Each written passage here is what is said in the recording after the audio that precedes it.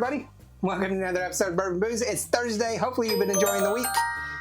We've had a pretty interesting rum on Monday. Fairly unique and kind of inexpensive, cool blended whiskey on Tuesday. Did a great coffee yesterday. And then, of course, tomorrow we're doing a cocktail from the Book of Cocktails. Today we're going to do an outstanding pickup, which unfortunately is a travel exclusive. So unless you are traveling through a duty-free shop somewhere around the world, or happen to have access to duty-free shops, or in some cases military bases carry it because of some reason. But this is the Laphroaig Four Oak. The Laphroaig Four Oak. It is from the Laphroaig or D. Johnson and Company distillery. It's an Islay. It is not an impressive proof. It's 40% or 80 proof. I was hoping for a little higher proof. And it is, to me, a little bit expensive, but if you're Islay fan, you know that Islas are much more expensive than non-Islas, especially now with all sorts of transportation issues and stuff. But this price is $75.60, so that's going to be a 1 barrel on cost. And I believe it notes the 4 woods are created from 4 different oak barrels. Each impose unique character tastes. This golden creamy peat smoked Islay malt with, that's going to tell me what it is. I thought it told me what the barrels were. If you know what the barrels are, leave it down below. I can only think about a new oak, a bourbon, a sherry, Pedro Jimenez, Madeira. That's 5. There's probably a couple more. Sadaros. I don't know.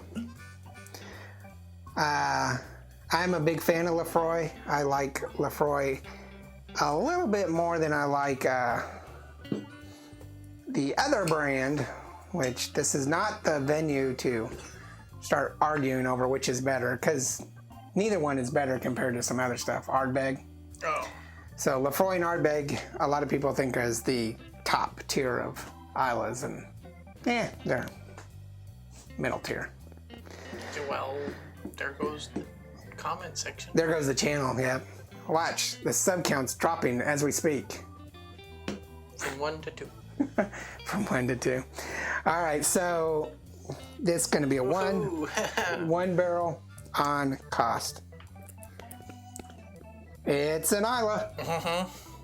In fact, this thing's Does have a little bit of alcohol in the aroma, though. not much.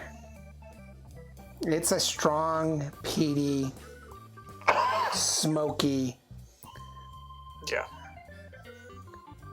I'm trying to do my memory here and see if I think it's a little bit more smoky than the 10-year. I don't know. It's a nice smoky, though. Pungent smoky. Oh, I think it's a very Well, not necessarily nice, that pungent's bad. It's just sweet, does have some smokiness to it. array of scents in there. So a lot of people think like Laphroaig and Ardbeg and Islas smell like tire fires or house fires. This to me smells like a campfire, like a nice. Yeah. If your house Good burning down wood. smells like this, you got a mold problem. Really? So you smell mold? No, but isn't peat just a mulch, dense Yeah. ground pack? Oh Your man. house would have been overgrown with things. Is what I'm gonna. Okay, so smoke, some vanilla. It's more like a campfire. Yeah, a little bit of floral aspects, and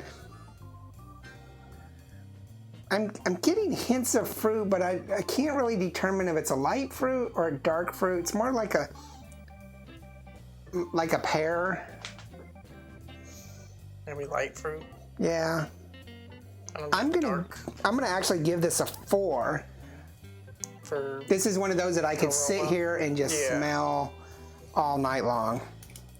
Like, just pour this much and just sit there and milk the smell all night. Because it gets better as your senses get deafened to some notes. More notes pop out. Wow. Okay, so it's not as smoky on the palate. It's smooth. There's a little bit of medicinal to it. It's got the bitterness of smoke, like the lingering effect of smoke, not the... It actually, this is crazy. The thing that popped in my mind as soon as I... Jerky? Well, like a jerky or a burrito, almost, is like, probably like the beans of a burrito. That's weird. But that's what I get.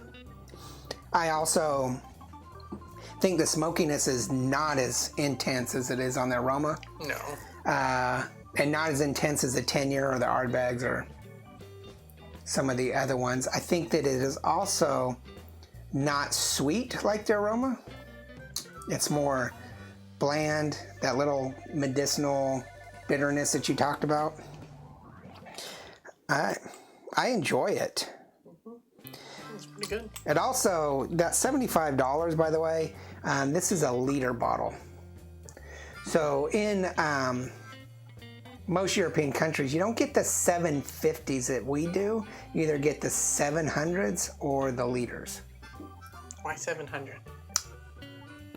It's Europe?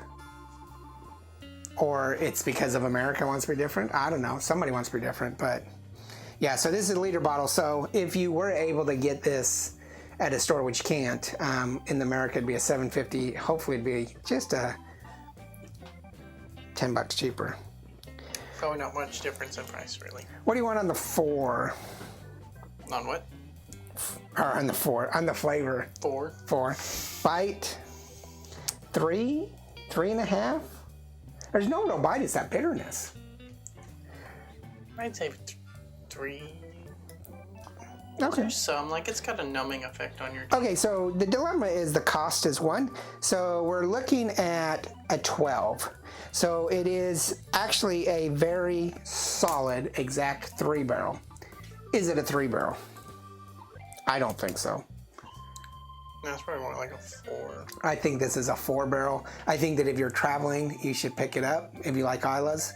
It is expensive. Yeah. And exclusive to having to travel, which increases the price anyway. But the nice thing about travel exclusives at duty-free shops is they do have some really good sales. Like, buy 2, get 20 pounds off or 50 pounds off, or buy 2, get 1 free, that kind of thing.